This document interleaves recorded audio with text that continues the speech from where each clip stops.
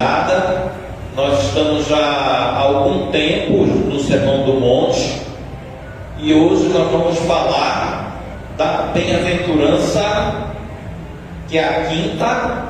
Adivinhem qual é? Bem-aventurados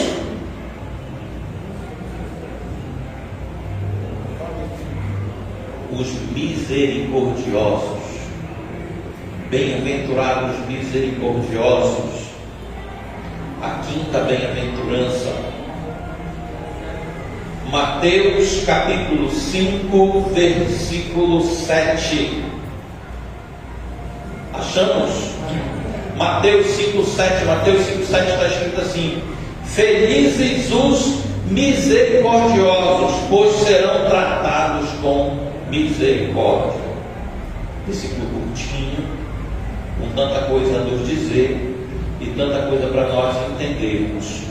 Felizes os misericordiosos, pois serão tratados com misericórdia.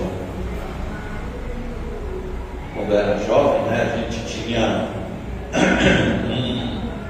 um chavão nas igrejas, Alguém falava alguma coisa, a gente brincava misericórdia. Aí alguém falava, aí a gente ampliou, eu e os amigos falavam barbaricórdia. Tinha gente que falava misericórdia, Era coisa de juventude. Mas, irmãos, a gente precisa fazer uma breve recapitulação da nossa caminhada nessa que eu digo que é a catedral do Evangelho de Mateus, o Sermão do Monte. A gente precisa primeiro nos lembrar que o ministério de Jesus vinha em uma crescente. Antes dele subir no monte para ensinar os seus discípulos, muitos sinais e maravilhas eram feitas, curas, milagres, sinais, Lembra aí do primeiro milagre de Jesus transformando em água em vinho. Nós não temos muita certeza da cronologia dos acontecimentos, mas talvez aí a essa altura Jesus já tinha curado cegos, a essa altura Jesus já tinha multiplicado pães, provavelmente. As pessoas já conheciam Jesus já era mais conhecido naquele lugar. Antes dele chegar no monte e ensinar os seus discípulos, muita coisa vinha acontecendo, inclusive no exato período em que ele sobe no monte para proferir esse sermão. O ministério dele estava pujante, demônios expulsos, muitas curas, muitos milagres. O povo começa a seguir Jesus, e a gente precisa nos lembrar também que Jesus não era aos olhos dos grandes eruditos do povo de Israel, não era aos olhos dos mestres da lei, que ele não despertava tanto interesse assim dos mestres da lei até esse momento, até o momento em que eles percebem a quantidade de gente que está seguindo Jesus. Para eles, Jesus era um qualquer, um filho de um carpinteiro.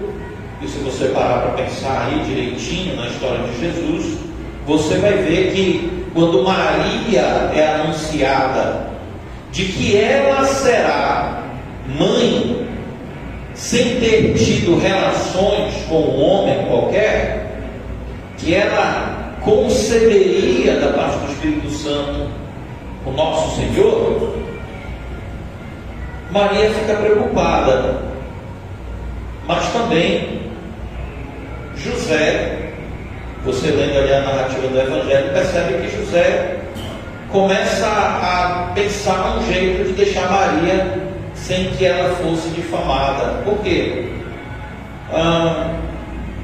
Irmãos, era vergonhoso para um casal ter relações sexuais antes do casamento. Apesar de hoje em dia a nossa cultura considerar isso normal, Para nós que seguimos as Escrituras Sagradas, entendemos que relações íntimas somente após o casamento, que o casamento é o local correto para ter esse tipo de relação. Então a família de Jesus aí tinha esse problema. Maria e José era aquele casal que as pessoas olhavam de banda, o casal que se precipitou, não é? Mas os dois ali sabiam muito bem quem era Jesus. Então Jesus tem toda essa história, Jesus tem toda essa carga. Por isso que muitas vezes Jesus era chamado simplesmente do filho do carpinteiro, né? Jesus era chamado do filho do carpinteiro justamente para destacar essa característica da origem dele, da suposta origem tida pelos homens do tempo de Jesus.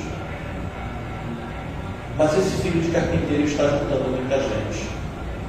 E nesse momento do ministério dele, ele começa a falar abertamente sobre o reino que virá, o reino que já chegou, o reino que tem o seu reino, que o rei está presente, falando às pessoas do seu reino. E o Sermão do Monte é justamente sobre como nós do reino vivemos, nos movemos, existimos do ponto de vista dos demais.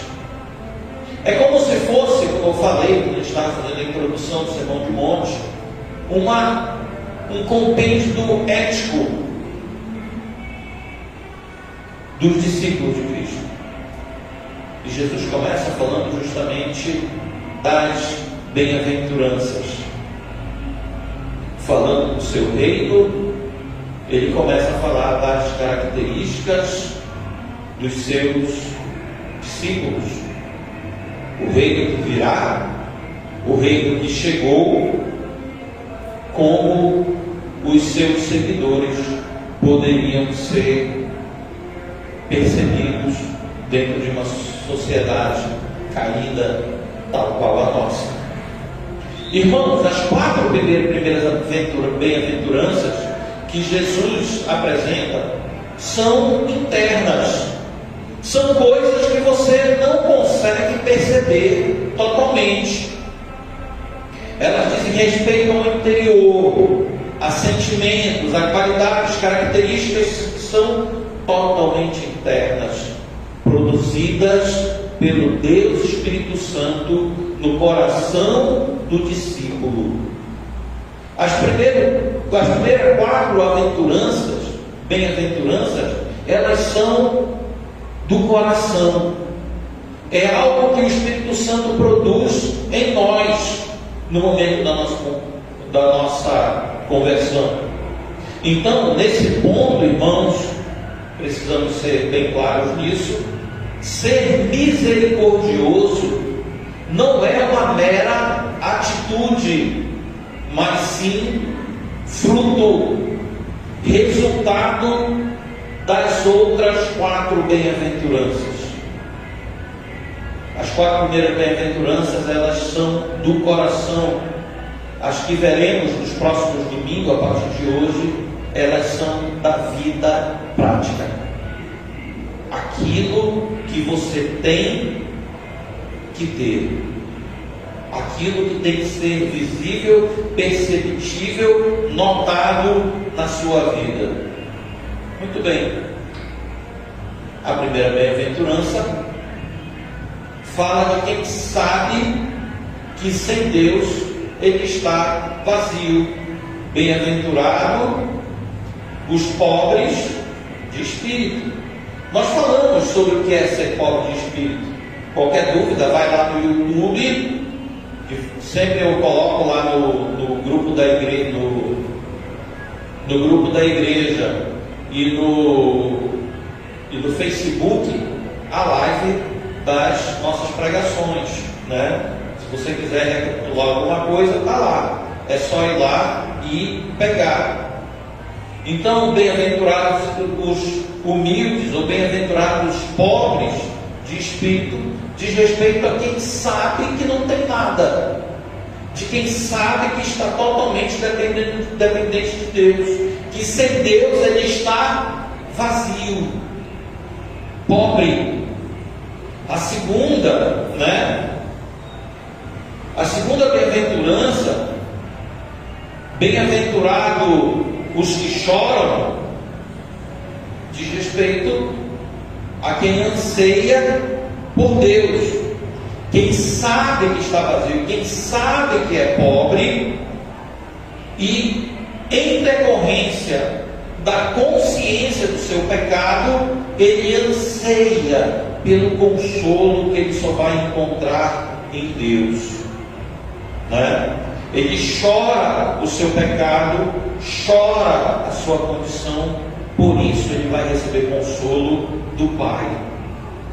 A terceira fala da humildade, bem-aventurados humildes, aqueles que sabem da sua pobreza espiritual, que sabem do seu vazio, que sabem da sua condição, e por isso ele, confiando em Deus, sabe que vai herdar a terra, e isso consola o seu coração. A quarta, talvez os irmãos estejam muito bem ainda aí se lembrando sobre bem-aventurados que têm fome e sede de justiça. E falamos no domingo passado, essa não é uma justiça social, esse desejo não é o desejo de uma justiça civil, da justiça dos serviços dos juízes humanos, mas é o desejo ardente da justiça de Deus sobre a humanidade por meio de Jesus Cristo. Um homem ansiando pela justiça de Deus. E assim nós chegamos, irmãos, à quinta bem-aventurança. A quinta bem-aventurança, ela é externa. As primeiras são produtos de Deus em nós, e as seguintes são os frutos que nós damos por causa dessa obra de Deus. É como se fosse uma escada, onde você não pode pular um degrau, onde uma vai chamando a outra. E agora nós estamos chegando no topo dessa escada das bem-aventuranças. E agora Jesus começa a apontar para nós e dizer: agora que vocês sabem o que vocês são, vocês precisam saber o que vocês têm que fazer. É o que você é, e agora o que você faz. O que você é por causa da minha obra, e agora o que você vai fazer por causa da obra que eu fiz em você. Então, por isso, hoje o nosso tema: felizes os misericordiosos.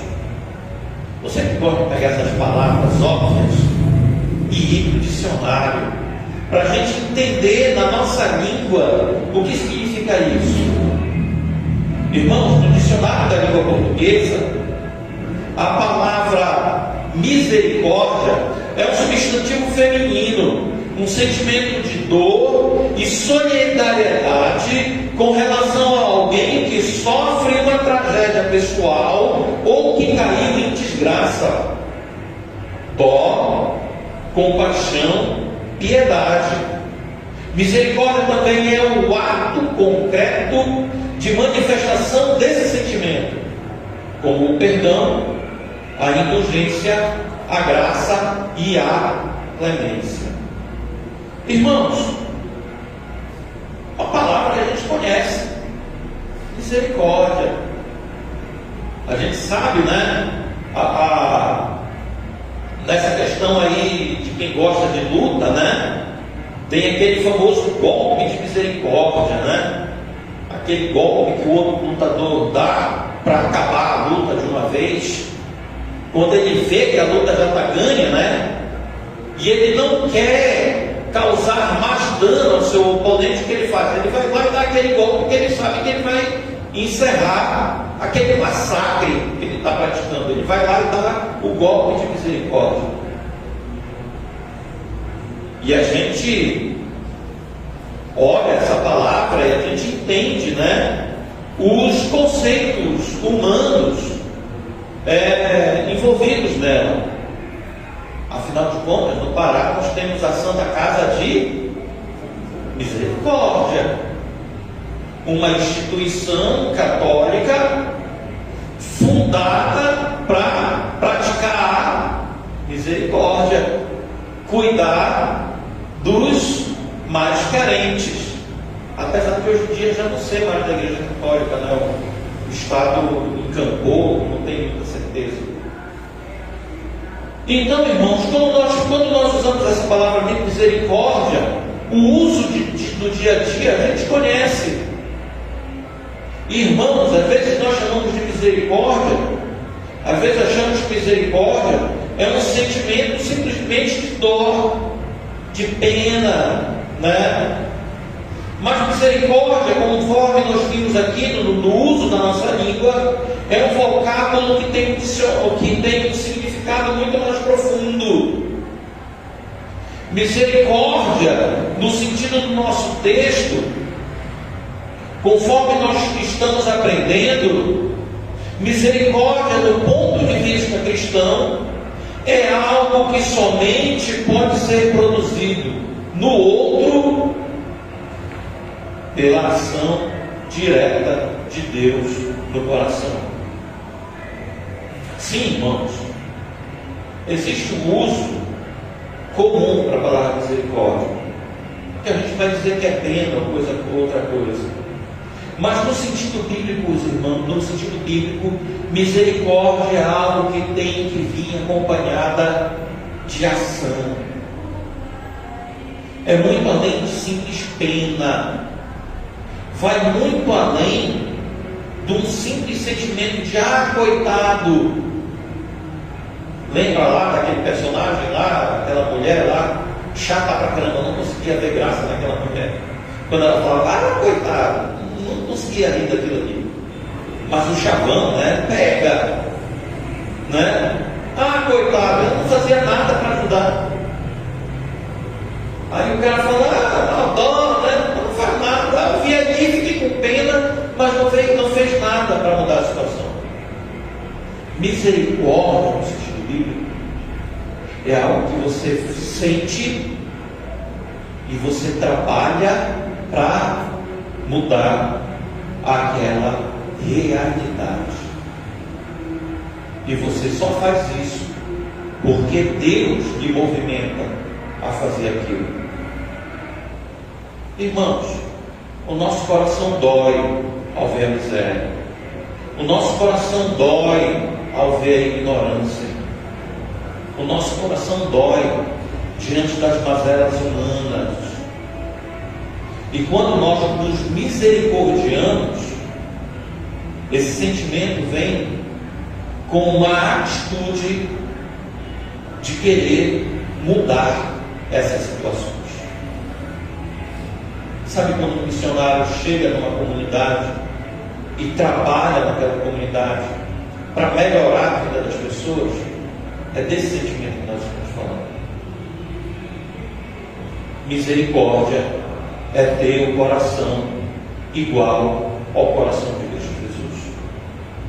Sabe, irmãos, quando a gente canta, dá no coração igual ao teu. Quem conhece essa música? Meu mestre, dá-me um coração igual ao teu, coração disposto a obedecer, cumprir todo o teu querer. Dá-me um coração igual ao teu. Se você puxar a letra lá, você vai ver tudo que o autor diz. Um coração disposto a perdoar, um coração aberto a amar. Cantamos essa canção. Fica a dica aí para o pessoal da música para resgatar essa canção para o nosso repertório. Porque nós queremos isso, nós achamos lindo isso. Senhor, me dá um coração igual a teu, um coração assim, assado e tudo mais. Mas na maioria das vezes, irmãos, tais pedidos não saem do nosso coração. Na maioria das vezes, queridos irmãos, a gente precisa admitir isso. Tais orações são fruto de um emocionalismo que termina no culto. E quando a gente chega na segunda-feira de manhã, aquela oração já não faz mais sentido para a nossa cabeça. Passou. Porque quando eu entro no ônibus, eu ponho o fone de ouvido e baixo a cabeça, porque eu não quero dar o meu lugar para a velhinha que vai entrar capengando. Eu sei porque eu já fiz muito isso na vida. Quando trabalhei ali na BR, pegava ali a estação BR de manhã, o ônibus não estava indo. Eu chegava, caramba, e eu via o velhinho e ia ver a velhinha, e eu, caramba, eu estou com sono, quero dar uma dormida até lá no trabalho e tal. Eu descobri que se eu colocasse o fone de ouvido e baixasse a cabeça, eu não ia ver ninguém. Beleza, a Marcelene me deu um MP3 player, botava lá e fingia estar dormindo. Às vezes eu olhava, opa, não viu o que eu vi. Opa, já aconteceu. Senhor, deve ter um filho teu aqui para dar um lugar para essa velhinha. Né? Que eu tinha um macete no ônibus. Né? Quando eu comecei lá, eu percebi que tinha uma mulher que descia uma parada antes de mim. Então, quando eu pegava o ônibus para dar a volta, geralmente ela já estava no ônibus. O que eu fazia? Eu ia e sentava do lado dela. E baixava a cabeça e dormia. Porque lá na frente sabia que ela ia dar sinal e ela ia ter que falar assim, licença, senhor. Eu ia me levantar. Mas enquanto eu não pegava no sono de novo para dar aquele cochilinho, um monte de velhinho subia no ônibus, eu tinha que me disfarçar. E no domingo à noite eu estava na igreja, dá-me o coração igual ao teu. É difícil porque a gente precisa admitir, irmãos, que a gente sabe, porque o Espírito Santo fala ao nosso coração que a gente tem que ser. Mas, algumas vezes, a gente não quer agir como o Espírito Santo está te movimentando para você ser. Então, aqui cabe uma coisa para a gente pensar seriamente. Nós estamos entendendo o que é realmente ser misericordioso? Nós estamos compreendendo o Evangelho que nós estamos vivendo domingo após domingo em nossas vidas? Eu oro para que eu seja o único que teve essa atitude, porque eu não faço mais isso, criei vergonha na cara, né? Entro no ônibus, fico procurando o velhinho, a velhinha vem, já estou me levantando, né? Pagando meus pecados. Uma hora o despertador toca, a gente tem que acordar e mudar nossas atitudes. Mudar, porque o Espírito Santo nos mostra, você está errado, você tem que ser assim, você tem que viver assim. E a gente não muda. Eu sei que não é o nosso caso. Em nome de Jesus, todo mundo dá lugar para a velhinha no ônibus. Mas nas outras coisas, quando nós precisamos agir com misericórdia com alguém que nos ofendeu, quando precisamos agir com misericórdia com alguém que nos magoou, porque, irmãos, a medida da nossa misericórdia não é o cara bonzinho que aparece na TV falando de auxílio aos pobres. O nosso padrão de misericórdia, meu irmão, não é o quanto o pastor pode ser bom, ou o quanto o irmão pode ser misericordioso, o quanto o outro irmão. Não, o nosso padrão não é humano, o nosso padrão é Cristo. Precisamos ser misericordiosos como Cristo foi. E não há receita para isso, a não ser que você ore de verdade, dá-me um coração igual ao teu.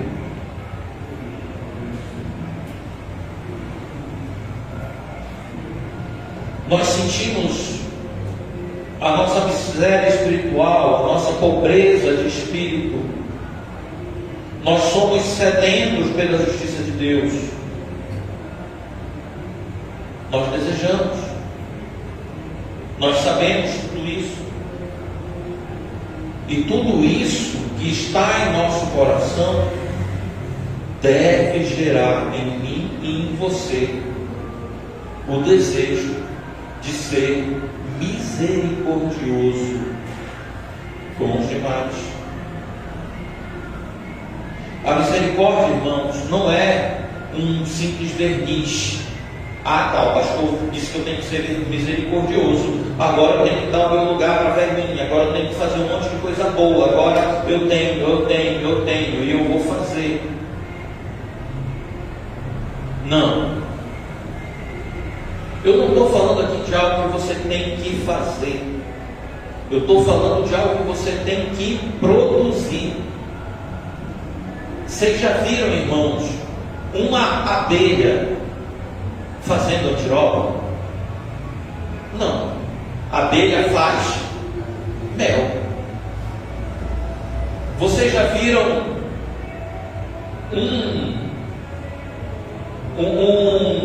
um pássaro andando de quatro patas? Não. O que é natural do pássaro é voar. Assim como é natural do pássaro voar e para a abelha fazer o mel, o que deveria ser natural para todo cristão é ser misericordioso, sem fazer força alguma. Porque deveria ser algo que deveria estar dentro de você. E lhe garanto, está. Se você aceitou Cristo Jesus verdadeiramente como seu único e suficiente Salvador, se o seu corpo é habitado pelo Espírito Santo, você já está plenamente capacitado a ser misericordioso. Você está cheio de Deus. Você tem Deus dentro de você. Agora só tem que deixar fazer igual aquela outra música que a gente canta. Deixa Deus trabalhar, deixa Deus te mostrar. Irmão, canção também é pregação. A gente resiste, a gente sempre acha uma desculpa. Abra sua Bíblia aí em Salmo 139. Salmo 139. Do 1 ao 4. Salmo 139, do 1 ao 4. Salmo muito conhecido. Todos nós conhecemos esse salmo. Já foi cantado várias vezes. Nós sabemos ele de cor, salteado. Olha aí o que diz o Salmo 139. Ó Senhor, Tu examinas meu coração e conhece tudo a meu respeito. Sabes quando me sento, quando me levanto, mesmo de longe conhece meus pensamentos. Tu me vês quando viajo e quando descanso. Sabes tudo o que faço, até mesmo de eu falar, o Senhor já sabe o que vou dizer. Que coisa impressionante a respeito do nosso Deus. Ele conhece o nosso coração, Ele conhece o âmago do nosso ser, Ele conhece aquilo que nós somos de verdade, tirando todo o verniz que nós temos de comportamento, o nosso verniz de educação, de polidez, o nosso verniz de religião. Deus sabe o que está dentro do nosso coração. Isso você não pode esconder de Deus. Isso você não consegue maquiar. Você consegue maquiar diante de nós. Diante de nós, o ser humano repete um comportamento que foi aprendido, mas diante de Deus, Ele nos conhece, Ele sonda os nossos corações. A oração ousada de Davi nos fala a esse respeito. Irmãos, diante do Senhor Deus nós estamos desnudos. Estamos sem todas as nossas capas que nos protegem dos nossos relacionamentos. A nossa capa de amabilidade, de ajuste social. Deus conhece. Deus nos vê como nós realmente somos. Por isso, irmão, eu lhe digo, se você experimentou verdadeiramente a presença de Deus na sua vida, se você verdadeiramente experimentou o mover do Espírito Santo, lhe convencendo do pecado, lhe convencendo do seu comportamento anterior, que você precisa mudar, que você precisa confessá-lo verdadeiramente como o Senhor e Salvador de sua vida, quando você se arrependeu dos seus pecados, você vê isso movido pelo Espírito Santo. O Espírito Santo fez habitação em você. E se você tem esse coração transformado, tal qual Ezequiel 36, abre aí a sua Bíblia para Ezequiel 36. Ezequiel 36, do 25 ao 27. Ezequiel 36, do 25 ao 27. Achamos? Amém? Ezequiel 36, 25 ao 27. Olha só o que diz. Então espargirei sobre vocês água pura. Ele está falando de lavar, gente. Ele está falando de dar um banho, de limpar. E ficarão limpos. Eu os purificarei de sua impureza e sua adoração a ídolos. Eu lhes darei um novo coração e colocarei em vocês um novo espírito. Removerei seu coração de pedra e lhes darei um coração de carne. Porém dentre vocês o meu espírito, para que sigam os meus decretos e tenham o cuidado de obedecer os meus estatutos. É essa obra que Deus fez em você. Ele tirou o seu coração impiedoso, Ele tirou o seu coração pecador e colocou um novo coração. Ele fez de você um novo homem, Ele fez de você nova criatura. Você que era impiedoso, agora você tem a capacidade de agir com misericórdia, com piedade. Amém? Você teve a vida transformada, meu irmão. O seu coração foi mudado. Seu modo de ver a vida, seu modo de ver o outro, seu modo de ver o irmão, seu modo de ver o próximo, as pessoas que estão ao seu redor. O olhar agora é um olhar de misericórdia, é um olhar de compaixão. Não simplesmente porque é bonitinho ser misericordioso, não simplesmente porque é bonitinho ser uma pessoa amável. Não. O olhar é um olhar de misericórdia, porque foi mudado. E se o coração foi mudado, a gente age diferente agora. Aí sim, a gente consegue expor verdadeira misericórdia. Mas também, irmãos, há algo no texto que nos diz uma coisa interessante. Ele diz que é bem-aventurados os misericordiosos, porque eles alcançarão misericórdia. Na NVT, felizes os misericordiosos, porque eles serão tratados por misericórdia. Abra lá a sua Bíblia em Mateus capítulo 7, no mesmo Sermão do Monte, versículo 2, é a oração do nosso Senhor. Não é a oração do nosso Senhor, não, pera. Mateus 7, 2. Olha só o que diz, virando poucas páginas depois de Mateus capítulo 5, ainda no Sermão do Monte. Olha só o que diz: pois vocês serão julgados pelo modo como julgam os outros. O padrão de medida que adotarem será usado para medidos. Irmão, qual padrão seria esse?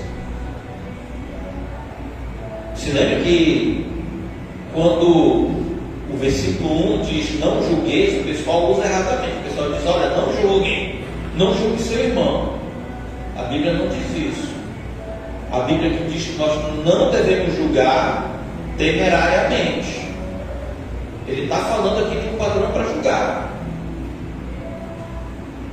E é conforme a reta justiça. Tanto que a ilustração que vem a seguir no texto é de um homem que vê um cisco no olho do outro homem, mas esse homem, apesar de estar com uma tábua na frente do seu olho, ele quer tirar o cisco. O que Jesus diz? Tira a tábua, para então você tirar o cisco. Você entendeu agora que esse versículo, quando ele diz não julgueis, quando nós julgamos, irmãos, o nosso julgamento é o julgamento da misericórdia. Não pode ser o julgamento da acusação, não pode ser o julgamento da condenação, não pode ser o julgamento, irmão, da ira, mas é o julgamento de quem quer o bem do irmão. O mesmo julgamento que Deus fez com você, o mesmo julgamento que Deus fez com você no Calvário, é o mesmo julgamento que o Senhor Deus quer que nós tenhamos no próximo. O julgamento do perdão, o julgamento da misericórdia. O problema é que muitas vezes, queridos, nos nossos relacionamentos, nós não agimos com misericórdia. Nós queremos sempre ser respeitados. E é bom ser respeitado. É maravilhoso quando você diz uma coisa e aquilo que você falou foi acatado. E nós achamos ruim quando a gente diz, o fulano me desrespeitou. Pense bem, se nós devemos julgar segundo a reta justiça, conforme Jesus nos julgou, porque a mesma medida que nós julgamos, nós seremos julgados. Jesus está falando de uma regra. Jesus está falando aqui de um padrão. Use misericórdia nas suas ações. Use misericórdia no seu relacionamento. Use misericórdia com o seu próximo. Do contrário, quer queira, quer não, se você não usar misericórdia, se você usar a indiferença, você receberá a indiferença. Se você usar julgar com egoísmo, com o egoísmo você será julgado. Você terá de volta aquilo que você praticou, querido. O nosso coração foi mudado. A misericórdia é o fruto dessa mudança. A misericórdia é o fruto, não a causa. Nós não vamos ter o coração mudado porque nós vamos ser misericordiosos. Não, nós temos o coração mudado, por isso a gente consegue agir com misericórdia. Então aqui nós nos deparamos com um círculo virtuoso, não um círculo vicioso, um círculo virtuoso, onde a virtude da misericórdia que nós damos, ela é multiplicada, ainda que nós não recebamos essa misericórdia pelo próximo com quem nós fomos misericordiosos, certamente Deus será misericordioso conosco. Então, irmãos, nós praticamos a misericórdia não para alcançarmos alguma coisa, mas sim porque nós já temos, sim porque nós já experimentamos. Nós alcançamos misericórdia e expressamos mais misericórdia, mais e mais pessoas experimentando da mesma misericórdia que você experimentou.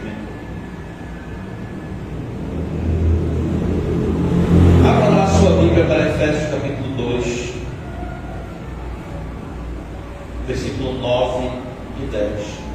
Efésios 2, 9 e 10. Efésios 2 é um texto que eu sempre acabo caindo nele. Tem uns 3 ou 4 textos assim que, quando eu começo a escrever um esboço, eu não consigo fugir daqueles versículos. Efésios capítulo 2 é um desses. Nós conhecemos o versículo que vem anteriormente, o versículo 8, porque pela graça do salvo, mediante a fé, isso não vem de vós, é dom de Deus, né? Olha aí o versículo 9 e 10 de Efésios capítulo 2 na NVT, olha só o que diz. A respeito da salvação, não é uma recompensa pela prática de boas obras, para que ninguém venha a se orgulhar, pois somos obra-prima de Deus, criados em Cristo Jesus, a fim de realizar as obras que Ele de antemão preparou para nós. Irmãos, olha só, nós não somos salvos por obras, não é a sua obra, a sua misericórdia que vai lhe salvar.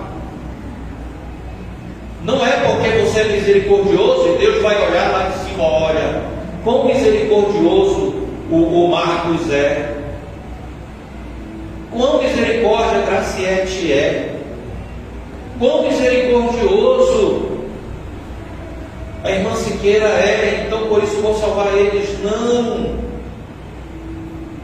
nós somos misericordiosos porque Deus já fez, porque Deus já nos salvou, e Ele deixou boas obras preparadas de antemão para quê? Para que a gente praticasse, para que a gente andássemos nela, para que nós praticássemos essas obras que Ele já preparou para nós. Então, irmão, fica isso. A nossa vida de misericórdia é uma expressão disso aqui, de Efésios 2, 9 e 10. Você é salvo, não por suas obras, não por suas práticas, para que ninguém venha se orgulhar diante de Deus, mas você está salvo para praticar boas obras, para viver misericórdia. Um outro exemplo disso, meu querido, é a oração do nosso Senhor Jesus em Mateus capítulo 6. Mateus 6, versículo 12. A gente sabe isso de cor. Perdoa as nossas dívidas, assim como perdoamos os nossos